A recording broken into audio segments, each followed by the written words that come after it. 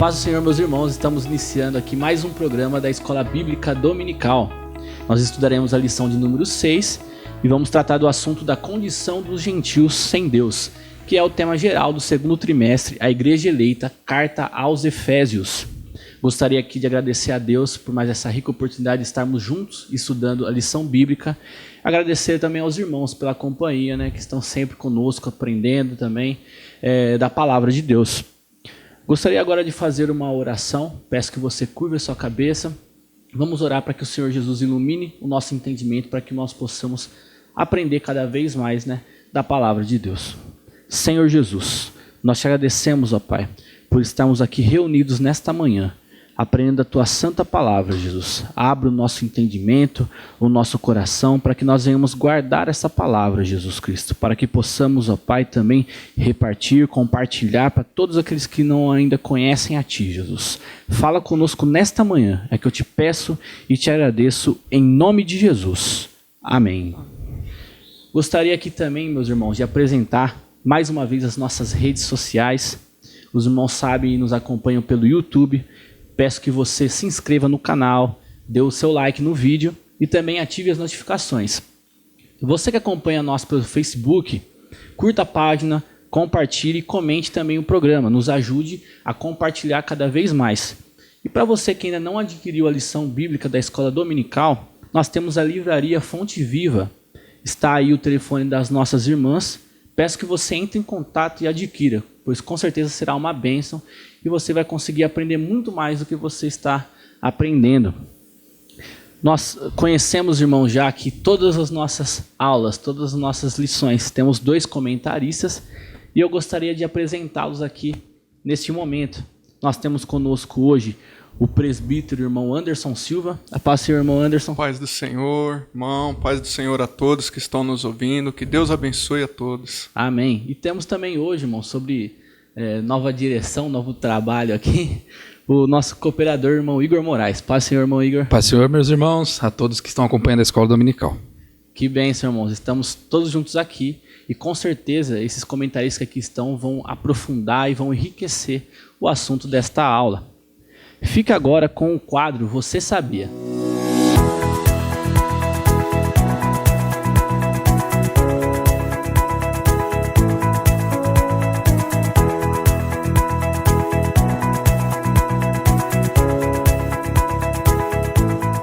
Estudaremos nesse momento, irmãos, a lição de número 6, a condição dos gentios sem Deus, que é a lição desse segundo trimestre, que tem por tema a Igreja Eleita, Carta aos Efésios. No nosso texto áureo que se encontra em Efésios, no capítulo 2 e no verso de número 11, diz assim: Portanto, lembrai-vos de que vós, noutro tempo, éreis gentios na carne, e chamado incircuncisão pelos que na carne se chamam circuncisão feita pela mão dos homens. A nossa verdade prática, outrora sem Deus por meio de Cristo, os gentios tornaram-se descendência de Abraão e herdeiro das promessas. Fique agora com a leitura bíblica em classe, que se encontra em Efésios, no capítulo 2, no versículo 11 e 12, e em Romanos, no capítulo 4, do verso 12 ao 14. Portanto, lembrai-vos de que vós, noutro tempo, éreis gentios na carne, chamados incircuncisão pelos que, na carne, se chamam circuncisão feita pela mão dos homens. Que naquele tempo estáveis sem Cristo, separados da comunidade de Israel e estranhos ao concerto da promessa, não tendo esperança e sem Deus no mundo. E fosse pai da circuncisão, daqueles que não somente são da circuncisão, mas que também andam nas pisadas daquela fé que teve nosso pai Abraão, que tivera na incircuncisão. Porque a promessa de que havia de ser herdeiro do mundo não foi feita pela lei a Abraão, ou a sua posteridade, mas pela justiça da fé. Pois, se os que são da lei são herdeiros, logo a fé é vã e a promessa é aniquilada. Todas as nossas lições, irmãos, têm os objetivos, obviamente. O nosso objetivo geral é esclarecer de que modo os gentios estiveram privados da promessa messiânica. Já em todos os nossos tópicos, nós temos aqui objetivos específicos. No primeiro, é conceituar espiritualmente a circuncisão e a incircuncisão. Já no segundo é explicitar a antiga condição dos gentios sem Deus e sem Cristo. E no terceiro, afirmar que desprovidos de Deus, os gentios marchavam para a perdição eterna. Nós veremos que o autor de Efésios, que é o apóstolo Paulo, lembra aos gentios de que antes da regeneração eles eram incircuncisos e haviam experimentado 5 formas de privação. Estavam sem Cristo, separados de Israel, alienados quanto à promessa, sem esperança e sem Deus. Estudaremos agora cada um desses aspectos. Do tópico 1, chamados incircuncisão. Na era antes de Cristo, além de mortos espiritualmente, os gentios eram desprezados pelos judeus e identificados como incircuncisos. Irmão Igor, qual era o conceito e o significado da circuncisão para os judeus? Amém. A paz do Senhor, irmão Juninho, aos irmãos que estão acompanhando a lição.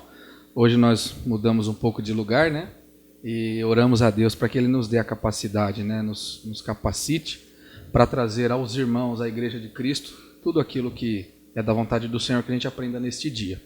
Quando nós observamos, Juninho, esse tópico de número 1, nós estamos falando chamados incircuncisão. Então, o objetivo desse tópico, como você já falou aí, é conceituar o assunto da circuncisão e da incircuncisão e qual é a visão espiritual, a visão bíblica sobre o aspecto dessas palavras que a gente ouve tanto, principalmente no Novo Testamento. Eu gostaria de ler com os irmãos, por favor, abram a Bíblia aí, em Gênesis 17, nós vamos ler do versículo 10 até o 14, que ele diz assim: Este é o meu concerto, que guardareis entre mim e vós e a tua semente depois de ti, que todo macho será circuncidado. E circuncidareis a carne do vosso prepúcio, e isto será por sinal do concerto entre mim e vós.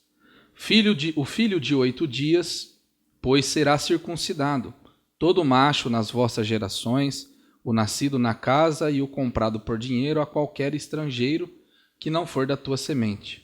Com efeito, será circuncidado o nascido em tua casa e o comprado por teu dinheiro, e estará o meu concerto na vossa carne por concerto perpétuo. E o macho com prepúcio, cuja carne do prepúcio não estiver circuncidada, aquela alma será extirpada dos seus povos, quebrantou o meu concerto.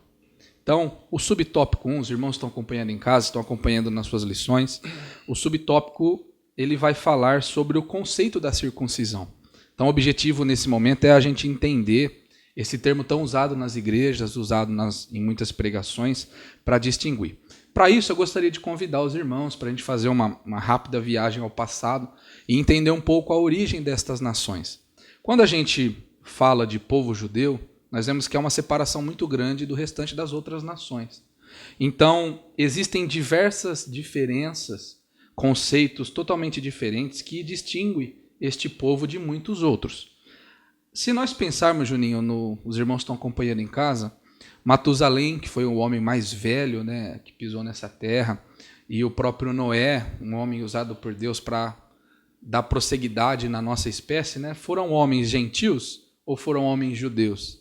Então é interessante nós pensarmos dessa forma, irmãos, porque naquele tempo não existia esse conceito ainda.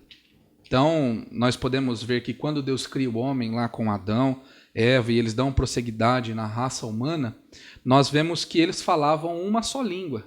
Eles falavam e tinham só uma cultura, habitavam em um só território. Então, as pessoas que viviam até então Noé eram pessoas de uma grande família, descendentes que compactuavam entre si e usavam a mesma língua. Que língua ela era essa, né?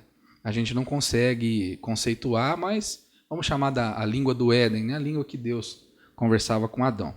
Mas houve um episódio, a gente vê em Gênesis 11, os irmãos sabem bem dessa história, podem ler depois esse capítulo, que os homens na terra de Sinar, eles decidiram por si, né, instaurar o seu próprio governo. Tentaram dominar a sua própria espécie, fazer algo que chegasse até Deus e, de certo modo, consagrar a superioridade da raça humana até com relação a Deus. Mas, se nós pensarmos de modo frio, Deus confunde esse povo dando diversas línguas.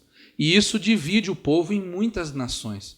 O interessante de nós entendermos, irmãos, é que as nações, elas precisam de algumas coisas para serem uma nação só. Principalmente um território, são alguns dos pilares de uma nação, território, cultura comum e a língua que eles falam entre si. E quando Deus muda, há 120 anos depois do dilúvio, e isso aconteceu, eles então tornaram-se vários povos. E a partir daí surgiu essa diversidade de povos, e nós vemos que os descendentes de Sem foram os ancestrais do chamado povo judeu hoje. E o interessante, irmão, é que nesse episódio nós vemos que Deus então dá a diversidade de muitos povos, multiplica, né, os idiomas, então eles têm a origem nesse episódio que nós conhecemos como Babel, né? Babel, que em hebraico quer dizer confusão. Então Deus confundiu as línguas. E o povo judeu, que a Bíblia chama de nação eleita, né? Um povo escolhido por Deus, já predestinado para ser um povo com um amor particular de Deus por eles, nós vemos que eles então têm a sua origem. Primeiro lá com os descendentes de Sem, filho de Noé, nós conhecemos como o povo semita, depois com o povo hebreu, com o patriarca Abraão e posteriormente com Jacó, que propriamente dito foi transformado o seu nome para Israel. Israel que tem uma origem hebraica, né? Ish-Rael, que quer dizer homem, batalha e Deus, nessa linha. E então, a partir daquele momento, surge este povo separado por Deus, através do patriarca Jacó, tendo como nome o povo de Israel. Irmãos, este povo separado por Deus, eles foram orientados, e nós lemos em Gênesis essa passagem, que o próprio Deus instaura como uma marca deste povo, o povo separado, o povo escolhido, que eles marcassem cada homem de uma forma a identificar a pureza nessa marca, que voltava-se para a santificação e é uma entrega a Deus.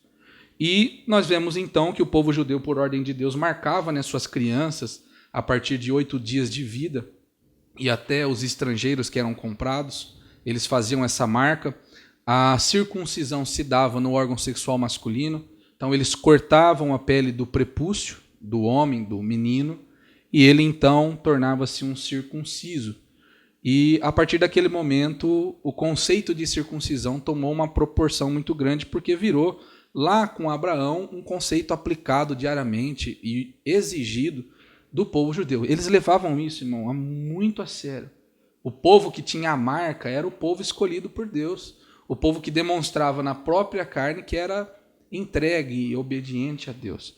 E eles tinham uma restrição muito grande, né? Esse procedimento ele era realizado com muita exigência em todos os homens, e quem não era circuncidado era visto hoje como um incircunciso, mas era visto como uma pessoa não participante da fé, da cultura, da religiosidade do povo judeu.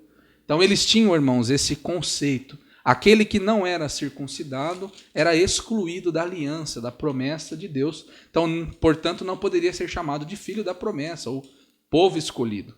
Então, o conceito, nesse primeiro tópico da circuncisão, se dá justamente dessa forma.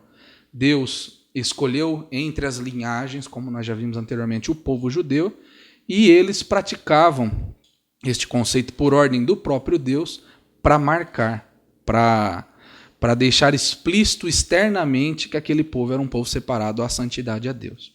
Então, nós entramos no subtópico 2, os irmãos estão acompanhando na lição, que fala sobre o significado religioso da circuncisão. Os irmãos podem abrir sua Bíblia no livro de Êxodo, no capítulo 19, os versículos 5 e 6. Acompanhe comigo, irmãos, diz assim: Agora, pois, se diligentemente ouvirdes a minha voz e guardardes o meu concerto, então sereis a minha propriedade particular dentre todos os povos, porque toda a terra é minha. E vós sereis reino sacerdotal e povo santo. Estas são as palavras que falarás aos filhos de Israel. Então, a circuncisão, além de ter um conceito estético e até higiênico por trás, todo homem que era circuncidado não tinha ali acúmulo de sujeira, então higienicamente era até melhor. Deus já determina como um dos motivos, mas principalmente falando no âmbito religioso, nós lemos aqui em Êxodo 19, o Êxodo, que é um livro escrito por Moisés, que traz assim a convivência e os costumes do povo de Israel. Ele traz um peso religioso nesse ato. Então, os irmãos que estão acompanhando em casa, estão lendo isso na lição. A circuncisão era um ato, uma forma de marcar os homens que se entregavam à santificação a Deus. Por que isso acontecia, irmão? Porque esse sinal, posteriormente, distinguia o povo eleito, o povo de Israel, do povo gentil. Os irmãos sabem muito bem, eu até gosto de trazer isso para a nossa aula, porque a palavra gentios, que é o assunto principal da nossa lição de hoje, ela tem diversas origens. A palavra gentios, hoje usada no português, ela tem uma origem do latim, né, de gens, que quer dizer clã ou grupo de famílias, mas a origem dessa palavra, ela data de muito mais antigamente. Então a gente vê lá no hebraico a palavra goim, que quer dizer literalmente nações, ou em alguns momentos até para definir povos pagões, ou propriamente dito povo gentil, ou no grego etnos e helenes. Até parece, né, dá para perceber a origem da palavra etnia, que vem da palavra etnos, que também era usada para definir o povo gentil, e depois os helenes no grego, que quer dizer o povo helenístico, né, que a gente vê também várias vezes Paulo pregando contra esse povo pagão. Então a definição mais comum de gentios era justamente as nações não judias.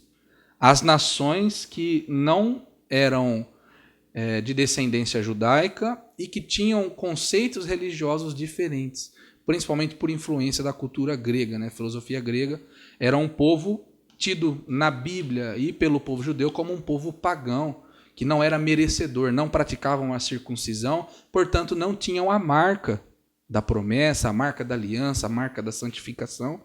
E nós vemos que, focando hoje no assunto da lição, Efésios, no capítulo 2, Paulo está pregando para uma igreja que tinha uma multiplicidade, uma diversidade muito grande de pessoas. Então existiam ali em Éfeso muitos judeus que praticavam a circuncisão, tinham esta marca, mas também para muitos gentios, pessoas que vieram de nações pagãs, que praticavam costumes pagãos. Então Paulo tem uma preocupação de pregar para os dois tipos de povos. E Paulo foi conhecido posteriormente, até hoje, como o apóstolo dos gentios. Foi um homem que dedicou sua vida para levar a palavra de Deus, a promessa de salvação e regeneração para os gentios, que são o povo não judeu. E até interessante frisar, irmãos, que os gentios, nós somos descendentes do povo judeu, não na nossa árvore genealógica, né? Mas no sentido espiritual. Então, espiritualmente, nós somos descendentes do povo judeu. Então, voltando no subtópico 2, o significado religioso da circuncisão era porque a vida sexual naquele tempo, irmão Juninho, os irmãos estão acompanhando em casa, nós já falamos lá na primeira lição de como era um pouco a cidade de Éfeso, para a gente ter uma base, né? A cultura grega, a filosofia grega, tinha uma vida sexual muito depravada. Então, a gente vê até nos nossos dias hoje que a vida sexual é principalmente o principal ponto pecaminoso da humanidade. Então, é o que evidencia muito o pecado na vida sexual. E naquele tempo não era diferente. Então, o povo vivia de uma forma sexualmente tão depravada que a circuncisão no órgão sexual masculino simbolizava essa aliança de purificação que Deus exigiu do povo. Nós vemos em Gálatas, no capítulo 5, versículo 19, os irmãos podem acompanhar em casa, que Deus exige a santificação para o seu povo. E a santificação, a pureza, são marcas daqueles que servem a Deus. E o interessante de nós entendermos é que isso era levado à risca pelo povo judeu. Tanto que se houvesse, nessa distância que nós estamos aqui no programa, uma pessoa circuncidada e uma não circuncidada, eles não ficavam no mesmo ambiente, não comiam junto, não trabalhariam juntos. Então eles levavam isso tão à risca porque viam o povo incircunciso como um povo retentor de uma maldição, de um problema muito grande e eles tinham medo de como Deus pesaria a mão, como consequência de um relacionamento com o incircunciso, que é como eles chamam o povo gentil, o povo não judeu. Entrando então, irmãos, no subtópico de número 3, nós estamos falando agora sobre a circuncisão do coração. Então Paulo tinha um desafio muito grande, como eu disse, pregando para uma igreja que tinha judeus e uma igreja que tinha muitos gentios. E Paulo, nas suas viagens missionárias, ele encontrou muitos gentios e teve como desafio pregar para esse tipo de povo. Então, o desafio não era pequeno, não. E eu quero convidar os irmãos para acompanharem comigo em 1 Coríntios, o capítulo 7, e o versículo 19, que diz assim: a circuncisão é nada, e a incircuncisão nada é, mas sim a observância dos mandamentos de Deus. Então, Paulo, aqui aconselhando a igreja corinta, né, fala sobre a circuncisão. Paulo, então, tenta trazer uma boa nova, lembrando, né, que a circuncisão era o sinal dos judeus, mas Paulo fala, até na passagem que nós lemos, é o nosso textuário, né, Efésios, no capítulo 2, o versículo 11, a parte B, Paulo fala que a circuncisão era um ato externo e feito por mão de homens. Então Paulo entendia, Paulo já se declarava entendedor de que os gentios não eram o povo da circuncisão, mas que a circuncisão também era uma coisa externa e feita por mão de homens. Até um dado interessante, que hoje 1/7 a 1/5 da população mundial é circuncidado. Mas isso não tem mais a visão religiosa igual tinha antigamente, para nós, povo ocidental. Mas Paulo entendia e reconhecia que o povo gentil não era o povo escolhido da circuncisão, mas que este sinal também era um sinal somente externo e feito por mão de homens. Então Paulo pregava uma boa nova, Paulo anunciava uma mensagem que trazia a verdadeira circuncisão. Primeiro, ela não se tratava de uma circuncisão, de uma operação externa que era feita na carne e por mão de homens, mas Paulo traz um conceito de que tratava-se de uma operação feita no coração, feita no interior. Eu gostaria até de ler com os irmãos Romanos no capítulo 2 e o versículo 29. Paulo fala assim: mas é judeu o que é no interior, e circuncisão a que é do coração, no espírito, não na letra, cujo louvor não provém dos homens, mas de Deus. Então Paulo deixa claro aqui na carta aos Romanos que o judeu é no interior e a circuncisão é no coração. Então este era o novo conceito que Paulo pregava, e isso trouxe assim muitas discussões naquele tempo. E este novo sinal que Paulo prega da circuncisão, a gente vê Gálatas no capítulo 6, o versículo 15, falando das marcas de quem agora tem uma vida regenerada, uma nova vida em Cristo. Não mais marcando a carne de uma forma bem específica, né, na circuncisão, mas também agora marcando no coração, através da aceitação da pessoa de Jesus Cristo, aceitando os mandamentos de Deus, cumprindo, obedecendo a sua palavra e praticando os seus mandamentos. Dessa forma, a circuncisão marcava então o coração, e este era o novo conceito que Paulo trazia da circuncisão. E entrando então no último subtópico, no quarto subtópico, nós falamos sobre a circuncisão na nova aliança. E eu quero basear esse tópico na carta de Paulo aos Filipenses, capítulo 3, e o versículo 3, que Paulo fala assim: porque a circuncisão somos nós, que servimos a Deus no Espírito e nos gloriamos em Jesus Cristo e não confiamos na carne. Então agora Paulo está falando de uma circuncisão nova, uma nova aliança, porque, grave bem, irmão, a circuncisão era uma marca da aliança de um povo separado. Paulo agora está pregando uma nova circuncisão, a circuncisão do coração, e ele traz então um novo conceito, uma nova aliança, visto que não era mais praticado pelos gentios. Isso trouxe, esse assunto de circuncidados e incircuncisos, trouxe uma discussão tão grande, tão acalorada entre os judeus e os gentios. A gente vê isso na carta de Gálatas, a gente vê na carta de Filipenses, tendo essas discussões, esses entraves, e em Antioquia particularmente falando, teve uma discussão tão grande, um desentendimento tão grande sobre esse conceito, que foi convocado o primeiro concílio da igreja em Jerusalém. Nós vemos que concílio era uma assembleia, né, que tratava de assuntos dogmáticos, assuntos disciplinares, e então nós lemos em Atos, no capítulo 15, essa convocação desse primeiro concílio e as suas determinações. Então nós vemos ali em Atos, no capítulo 15, Pedro, Paulo, Barnabé, testemunhando das bênçãos que Deus havia feito entre os gentios, que eles também receberam o batismo no Espírito Santo, que eles também estavam sendo abençoados, eram homens e mulheres que também estavam sendo usados para curar, para evangelizar, e que eles então também recebiam o Espírito Santo. E os anciões, os entendedores, os teólogos, até os fariseus daquela época, que participaram desse concílio, tentaram refutar, né, que eles precisavam então se circuncidar, que eles tinham que ter essa prática para realmente mostrar que era o povo escolhido também, que tinham direito a esta promessa, a essa herança religiosa. Mas a decisão dos apóstolos com certeza foi pautada com a ajuda essencial do Espírito Santo. Porque a gente vê no versículo 28 e 29 de Atos 15 que eles chegaram à conclusão de que eles não precisariam mais praticar a circuncisão, porque eles haviam aceitado a marca em seus corações. Então as suas vidas já estavam circuncidadas no seu interior.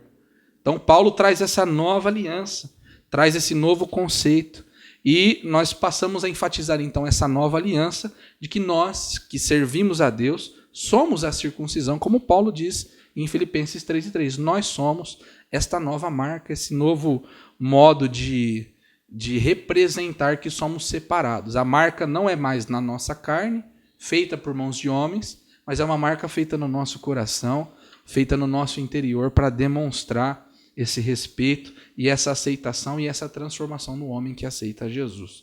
E só fazendo uma observação, né, os judeus, eles são contra o proselitismo, né? Se a gente olhar de modo frio, eles não são incentivadores do proselitismo. O proselitismo, que é o ato, né, de trazer pessoas, trazer novos adeptos ao seu conceito, no caso nosso é evangelizar.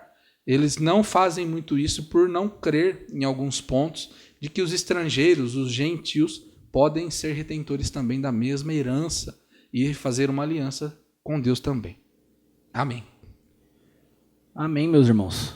Brilhantemente explicado aqui. Nós já entendemos os chamados em circuncisão.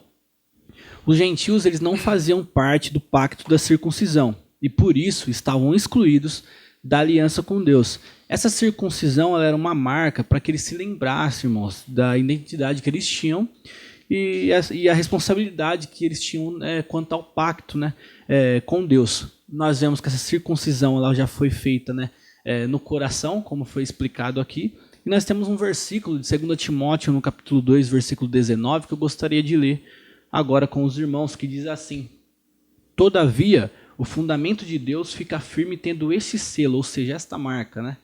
O Senhor conhece os que são seus, e qualquer que profere o nome de Cristo, aparte-se da iniquidade. Nós vemos aqui, né, que hoje, irmãos, nós temos uma outra marca, né? O Senhor nos conhece e todo aquele, né, que profere, né, o nome do Senhor, aparta-se da iniquidade.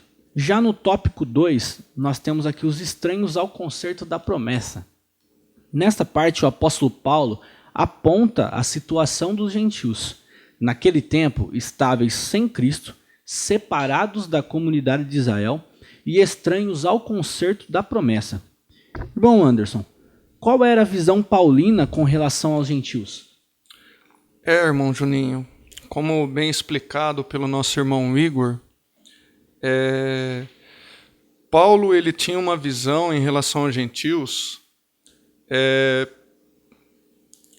uma visão que os gentios sofriam e viviam uma verdadeira tragédia espiritual por causa da separação em que eles viviam. Existiam dois tipos de separação: a separação física e social, como já foi explicado aqui pelo nosso irmão Igor, que é através da circuncisão, não era do povo israelita, então por isso viviam às margens, dessa chamada verdadeira religião da época. Então eles eram excluídos.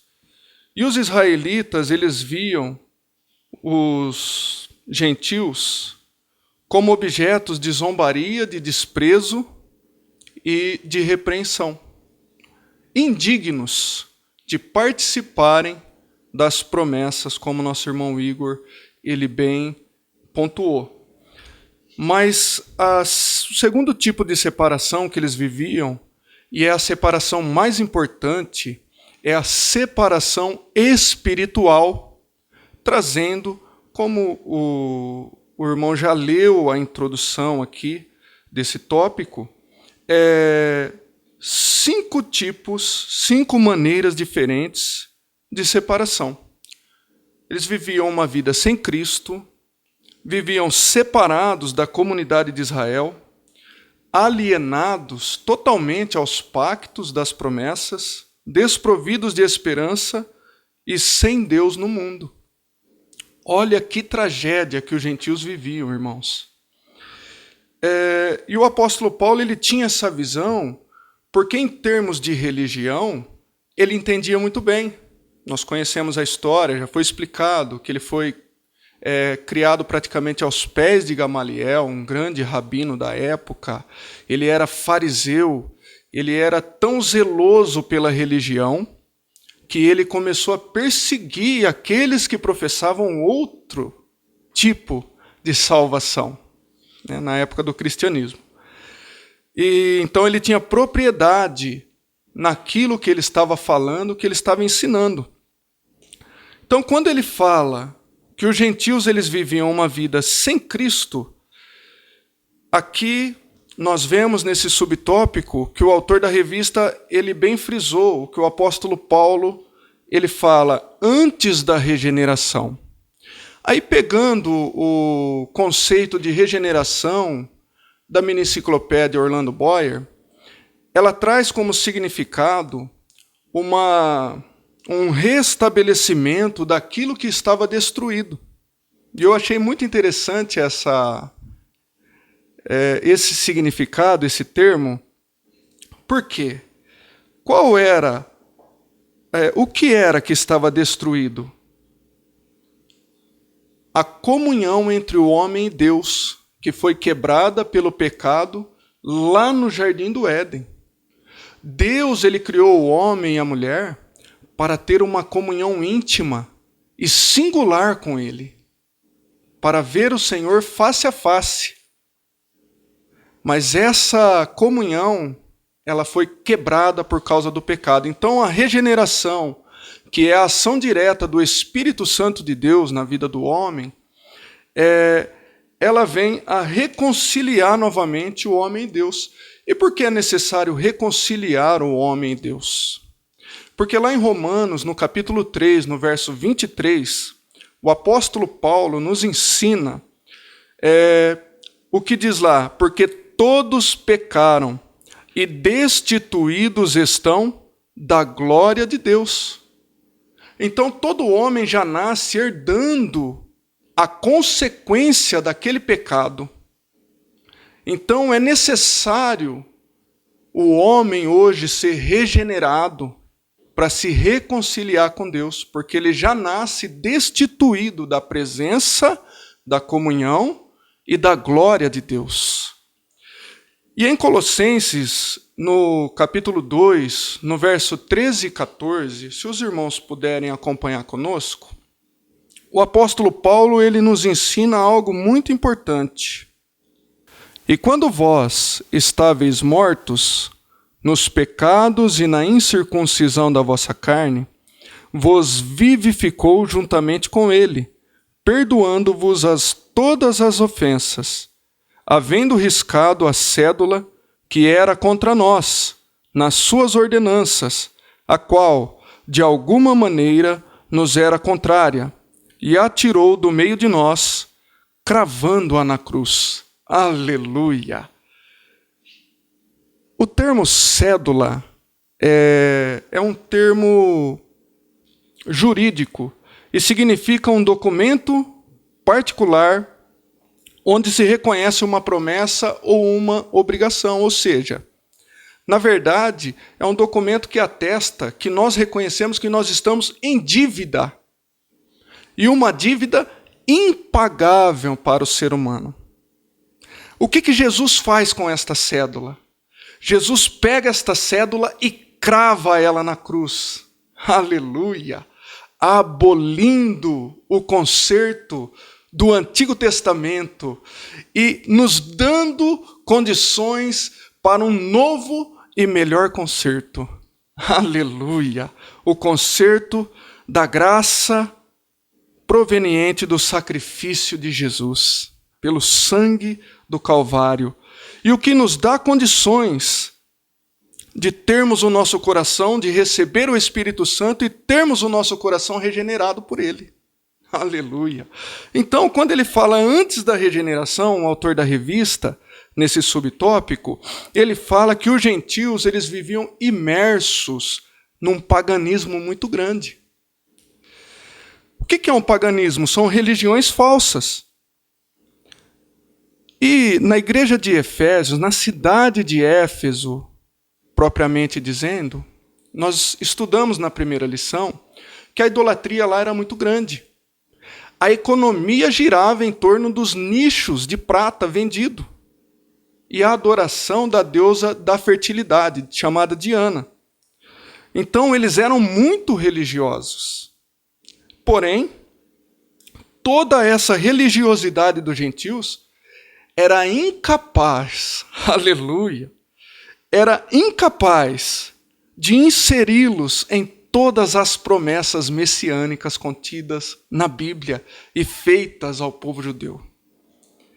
Aleluia. Lá no capítulo 3, no verso 16 de João, existe um versículo maravilhoso que nós conhecemos de cor, onde Deus fala que Deus amou o mundo de tal maneira que deu seu Filho unigênito para que todo aquele que nele crê não pereça, mas tenha a vida eterna. Aleluia. Então, em primeiro lugar, é necessário crer em Jesus Cristo e se arrepender dos pecados cometidos. Segundo lugar, falando de religiosidade, religião não pode levar o homem a Deus. Não tem esse poder. Lá em João, no capítulo 14, no verso 6, Jesus ele fala assim: eu sou o caminho e a verdade e a vida. Ninguém vem ao Pai senão por mim. Então, segundo, só existe um caminho que leva a Deus. Não existe outro nome pelo qual importa que sejamos salvos. Jesus é a única vida verdadeira. Aleluia.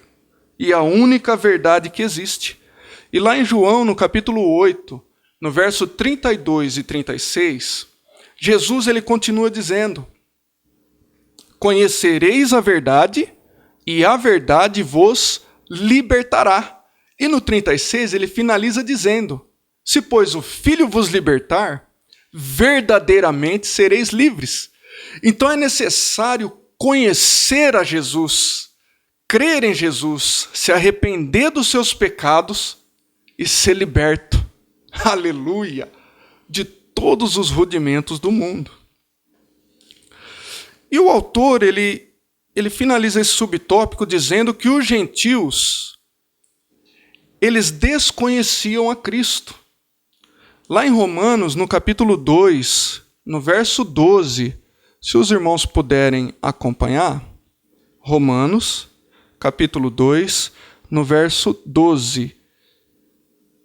A palavra de Deus nos diz assim: porque todos os que sem lei pecaram, sem lei também perecerão.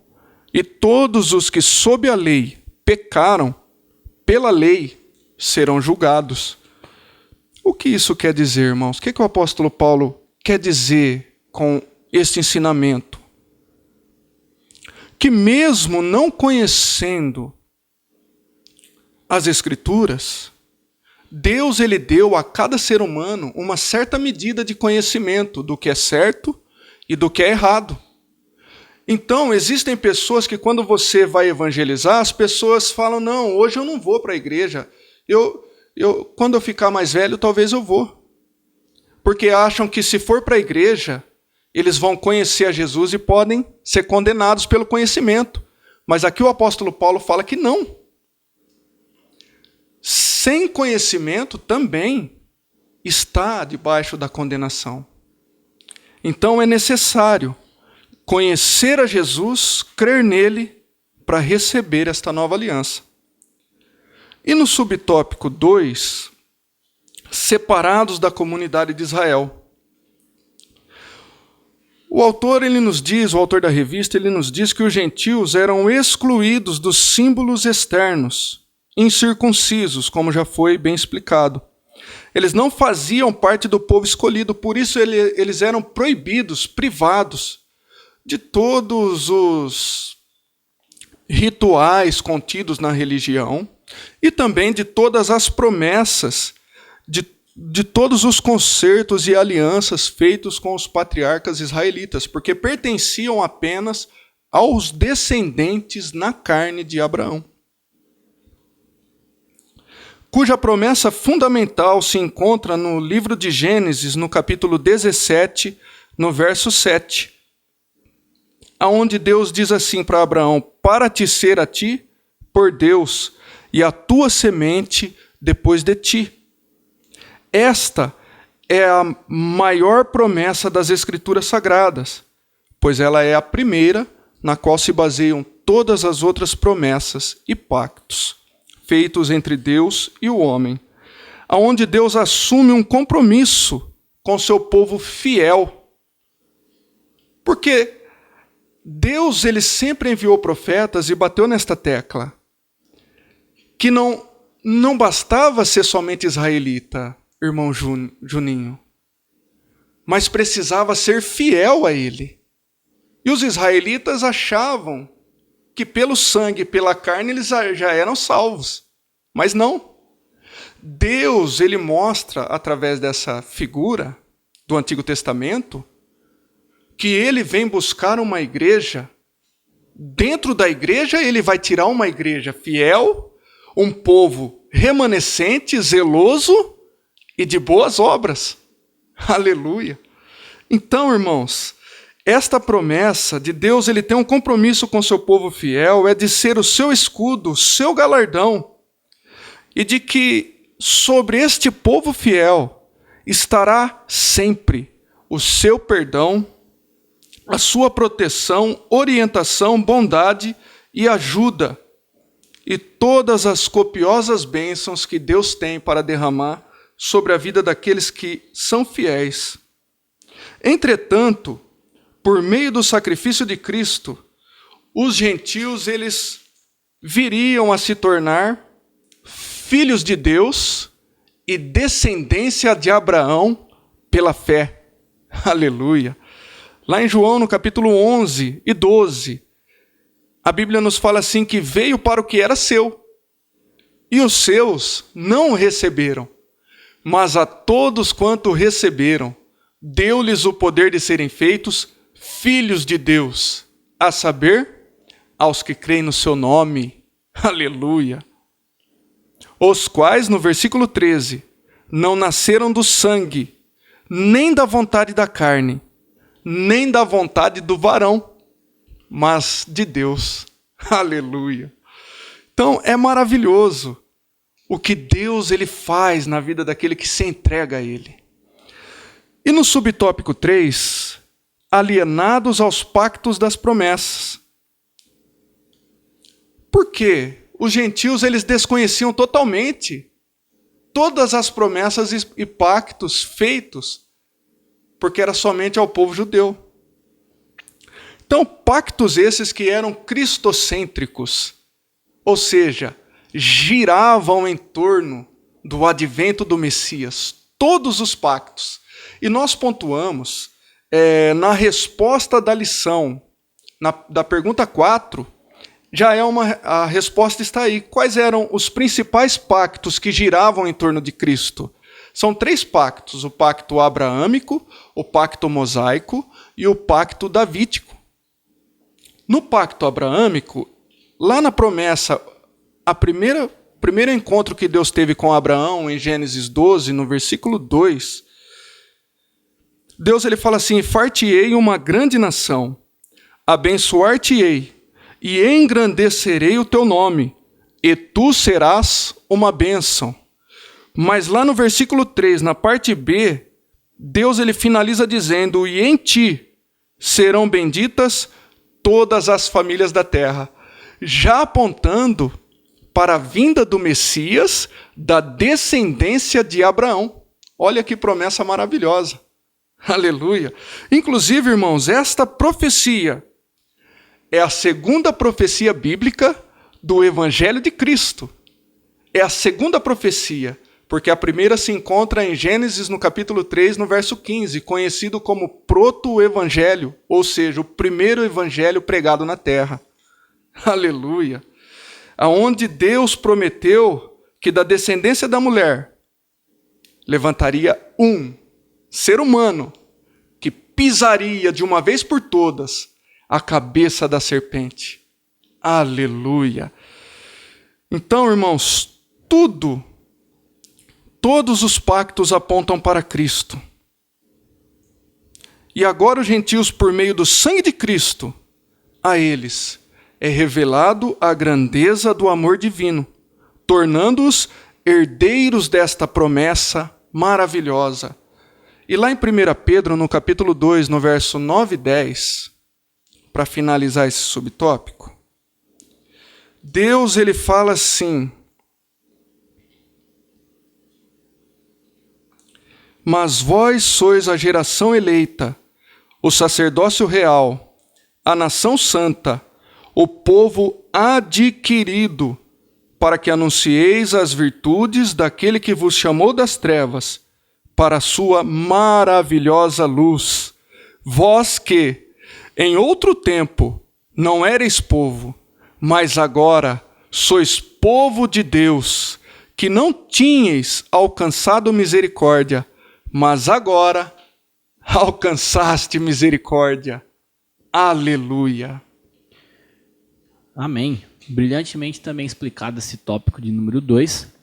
E o resumo é: a antiga condição dos gentios era desoladora. Viviam sem Cristo, estavam separados de Israel e eram estranhos ao concerto da promessa. Nós temos um exemplo até, irmãos, no Evangelho de Marcos, capítulo 7, versículo 24 ao 30, quando o próprio Cristo ali, quando fala com a mulher cirofenícia de origem grega, que ele não poderia fazer aquilo que ela pedia, porque não era lícito tomar o pão dos filhos e dar aos cachorrinhos. Ou seja, a salvação e aquilo que vinha com a salvação, a compaixão, as bênçãos, os milagres eram para o povo judeu. Mas a mulher ali, com a humilhação e com a fé, acabou alcançando de Deus e de Cristo a graça. Então nós vemos aqui um exemplo do próprio Cristo nos ensinando sobre isso. Já no tópico 3, irmãos, sem esperança e sem Deus. Paulo passa agora a descrever a situação dos gentios que viviam não tendo esperança e sem Deus no mundo. Irmão Igor, qual era esta esperança que Paulo cita nessa passagem? Amém, Juninho. Irmãos, quando nós entramos no tópico 3, lembrando, nós estamos falando de 5 privações que o povo gentil tinha por não ser alcançado até então. Essas 2 últimas privações, nós estamos falando então sobre como eles viviam numa perspectiva sem esperança, e depois no subtópico 2 falando que eles viviam num mundo sem Deus. Então, nesse subtópico 1, eu gostaria de ler com os irmãos em casa, Hebreus no capítulo 6, o versículo 18 e 19, que diz assim: para que por 2 coisas imutáveis, nas quais é impossível que Deus minta, tenhamos a firme consolação, nós, os que pomos o nosso refúgio em reter a esperança proposta, a qual temos como âncora da alma, segura e firme e que penetra até ao interior do véu. Meus irmãos, quando nós falamos desse ponto, nós temos que entender que o conceito de esperança, ele pode ser traduzido, e nesse caso em Efésios, como a palavra confiança. E na perspectiva bíblica, né, ela dá muita ênfase quando fala-se de esperança, como aquele que confia. E confia em quê? Principalmente nas promessas de Deus. A lição que os irmãos estão acompanhando também cita alguns exemplos aí, Salmo 130 e o verso 5. Nós vemos isso em Jeremias, no capítulo 17, o versículo 7. Pessoas que punham a confiança nas promessas de Deus ao seu povo. Assim como nós também hoje, né, colocamos a nossa confiança em tantas promessas que Deus fez. Promessas das mais distintas possíveis. Então, os gentios, eles eram desprovidos desta esperança, e traduz-se esperança por confiança, então eles não tinham essa confiança por dois principais motivos. O primeiro, a gente vê em Atos 17, no versículo 18 e o versículo 32, que a filosofia grega, que dominou intelectualmente o mundo antigo, e tem traços das mais diversas culturas, inclusive a nossa, da filosofia grega, que eles não acreditavam que havia uma possibilidade de ter vida após a morte. Então, portanto, não tendo vida após a morte, nada após isso era algo bom, algo ditoso. Então, o primeiro motivo que levava os gentios a não ter essa esperança era justamente essa filosofia grega. Então eles eram ensinados intelectualmente, filosoficamente, que as pessoas, quando morriam, não tinham um destino, não tinha nada ditoso após a morte. E isso levava eles a viverem a vida da forma mais promíscua possível, depravada, cedendo aos desejos da carne e o pecado abundando em seu meio. E isso acontece então porque eles não criam que tinham que ser boas pessoas agora, que eles tinham que ter uma fé agora para depois ser salvo, porque não havia esse depois. Então esse é o principal motivo. E o segundo principal motivo é principalmente porque, embora nós vemos e estamos estudando isso hoje, Deus decreta a inclusão dos gentios, né, no plano de salvação. Deus deu aos gentios, nós gentios, né, que nos deu a possibilidade de também sermos salvos, de sermos reconhecidos, adotados, sermos também herdeiros desta promessa, fazermos esta aliança com Deus. Ele nos deu esse privilégio. Embora isso acontecesse, os gentios, eles ignoravam estes ensinamentos, estas pregações, estas palavras, porque eles não tinham aonde sustentar esta esperança. Nós lemos em 1 Coríntios, no capítulo 9, e o versículo 10, que eles não viam nas palavras dos apóstolos, eles não viam nos ensinamentos da palavra de Deus esta esperança. Então, portanto, eles ignoravam a pregação. Então, como eles não aceitavam a palavra de Deus, não aceitavam o conceito salvífico de Deus, eles não tinham aonde basear essa esperança. Então, esses dois principais motivos, a filosofia grega, que não havia vida após a morte, e também eles ignoravam a pregação do Evangelho, não aceitavam a pessoa de Jesus Cristo, não tinham onde sustentar essa esperança. E isso ocasionou diversos problemas para o povo gentil. Nós vemos e lemos, né, no Hebreus capítulo 6, o versículo 18 e 19, que a esperança é a âncora da alma. Os irmãos que estão acompanhando em casa, nós que estamos aqui, temos a firme esperança de que, em um dado momento da nossa história, Deus virá, através da pessoa do seu Filho Jesus Cristo, e buscará a igreja. Esta confiança, nesta esperança, nos faz ter uma vida santificada, de devoção a Deus, obedecendo aos seus mandamentos, honrando as pessoas que Deus coloca na nossa vida, porque nós temos esta esperança. E essa esperança é a âncora, é o que deixa a nossa alma segura que após este período terreno nós teremos então uma vida após a morte, contrariando a filosofia grega, e nós teremos uma vida eterna com aquele em quem nós cremos. E o interessante, irmão, é que se a gente fizer um comparativo, se nós temos esta esperança, então, em meio às lutas, dificuldades, nos momentos de crise, nos momentos de dor, nós temos aonde sustentar esta esperança. os gentios que não possuíam essa esperança, como Paulo fala no versículo 11 de Efésios 2, eles eram sem esperança, eles tinham uma vida constante de medo, eram facilmente influenciados por qualquer doutrina, qualquer má notícia era o mínimo para eles já poderem perder a paciência, perderem a paz, ficarem preocupados, medrosos, ansiosos. Então eles padeciam muito com isso, porque não tinham essa firme esperança, não tinham aonde se sustentar espiritualmente. E vale frisar, irmãos, que a falta de esperança, a lição deixa isso muito claro, a falta de esperança, a falta de confiança, a falta de paz, ela revela a ausência de Deus.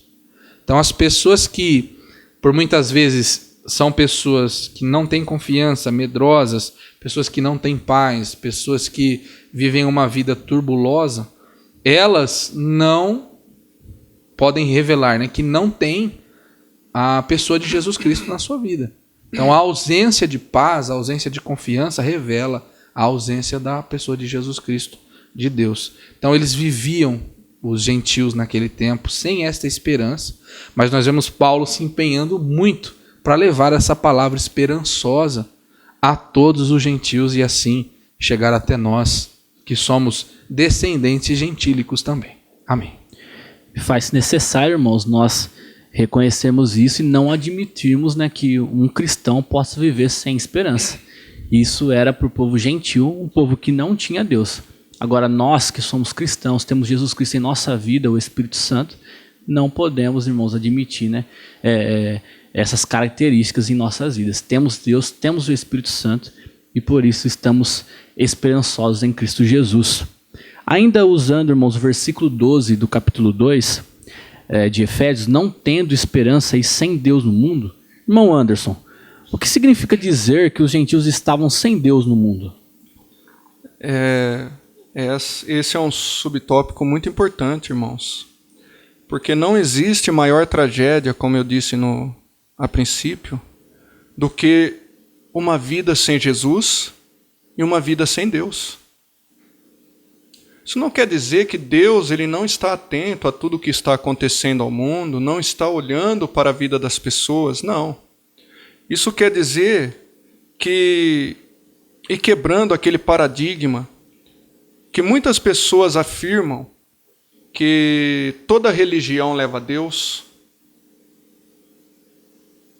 que é o mesmo Deus, e não é. Por quê? Porque os gentios, como nós vimos, principalmente na cidade de Éfeso, que nós estamos estudando, eles acreditavam em deuses. Eles tinham outros deuses. Porém, esta falsa religião jamais poderia levá-los a Deus. Jamais. Porque Deus abomina a idolatria. E Deus, ele é um Deus, o nosso Deus, ele é um Deus ciumento. A sua glória, ele não divide com ninguém. Seja com um homem, ou seja com um Deus formado pelas mãos de homem. Então, irmãos, não basta ter uma religião e acreditar em algo. Mas como nós já dissemos, é preciso e necessário crer em Jesus e entregar a sua vida, conhecê-lo e entregar a sua vida a Ele. Aleluia. Porque as falsas religiões, o paganismo, como já foi dito, eles escravizam as pessoas e tampam os olhos das pessoas. As pessoas não conseguem, ficam impedidos de enxergar o verdadeiro Deus e de se encontrar com Ele. Aleluia.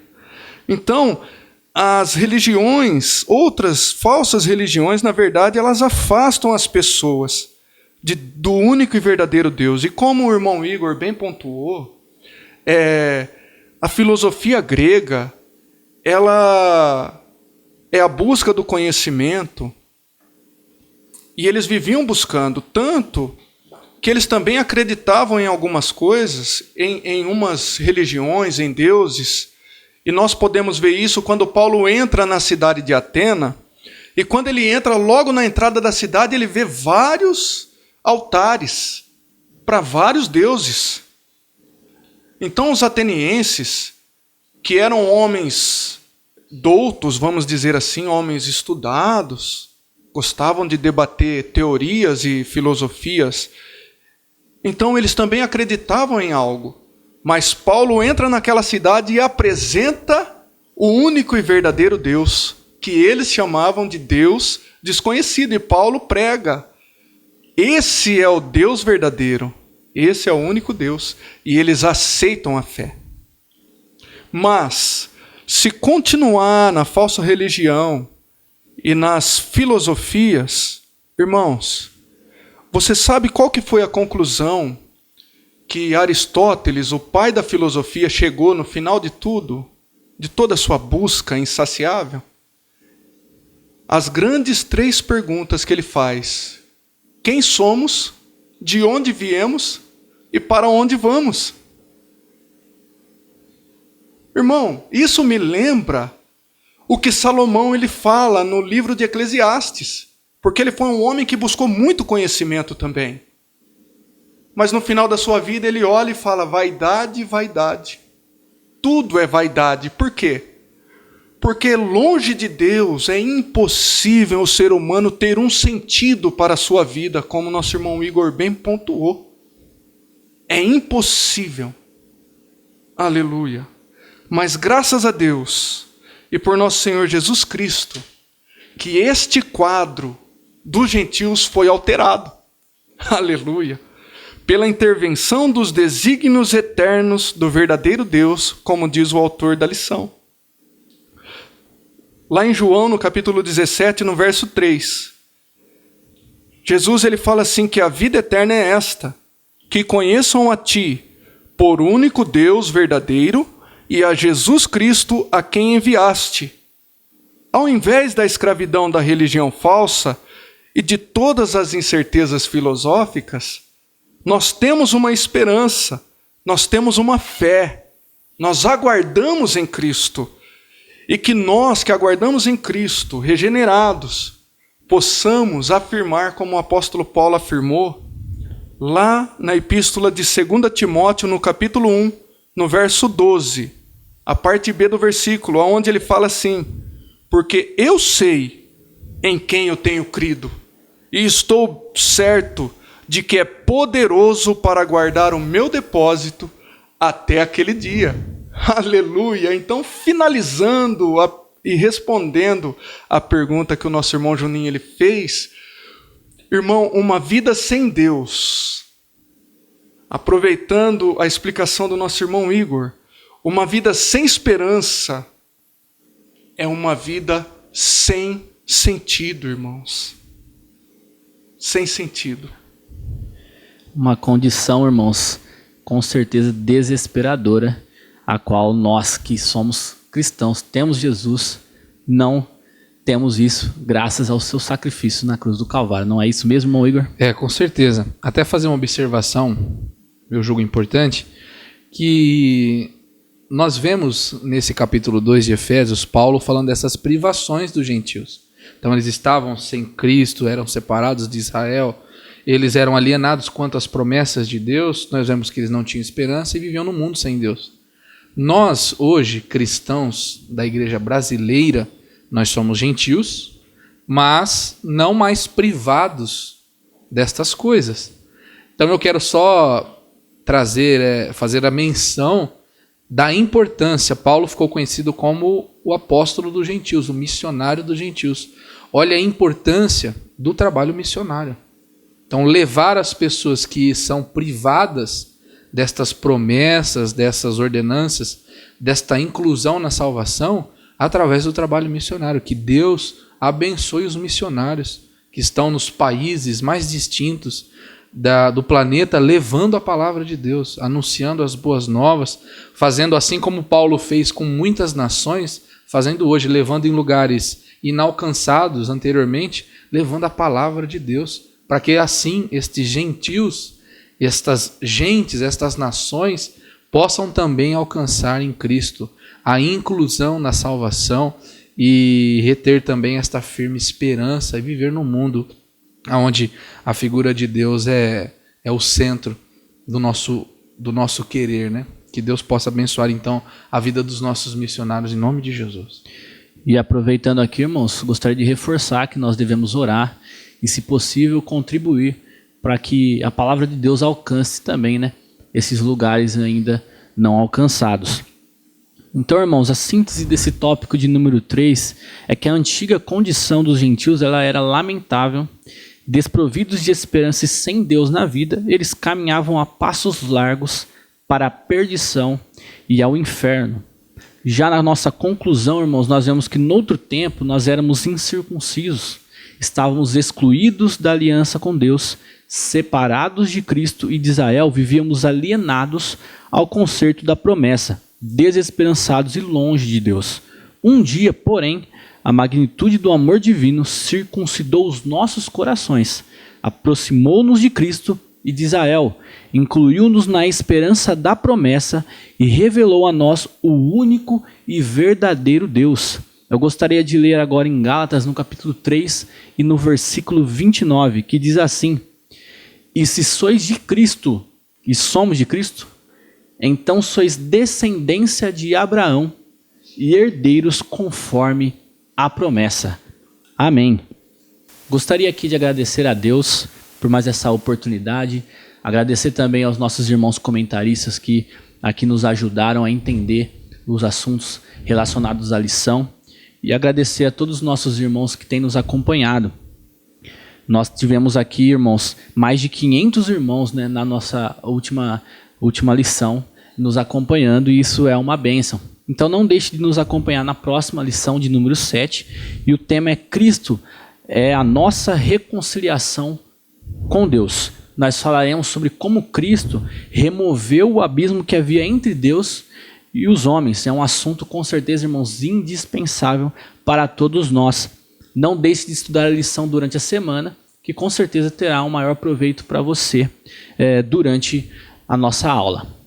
Também não deixe de nos acompanhar na nossa programação online. Nós temos culto de terça e domingo. Cultos no Facebook e no YouTube às 7h30 da noite. Também na quinta-feira nós temos o culto que é chamado Programa Momentos com Cristo, na TVM às 7h30 no canal 14.1. No domingo nós temos a Escola Bíblica Dominical online, no Facebook e YouTube, a partir das 9 horas. E também, irmãos, de segunda, quarta, sexta e sábado, nós temos a oração nos lares das 8 às 9. Nesse momento, vamos orar juntamente com o nosso irmão presbítero Anderson. Aleluia. Quero aproveitar e agradecer a todos os irmãos pela oportunidade de estarmos juntos aprendendo da palavra do Senhor e que Deus continue abençoando este trabalho. Curve a sua cabeça, feche os seus olhos aí no seu lar. Oremos ao Senhor. Maravilhoso e soberano Deus, Pai de toda a criação, nós unimos a nossa fé neste momento, Senhor, e te agradecemos por este momento que podemos passar juntamente contigo e com o teu Espírito Santo, Senhor, aprendendo da tua palavra. Meu Deus, nós te pedimos neste momento, Senhor, nos ajuda a colocar em prática todos os ensinamentos que nós temos aprendido com esta escola maravilhosa.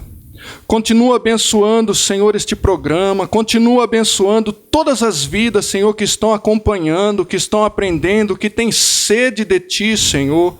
Ó, Senhor, nos dá, Senhor, um domingo abençoado, de paz, Senhor, de alegria em família, Senhor.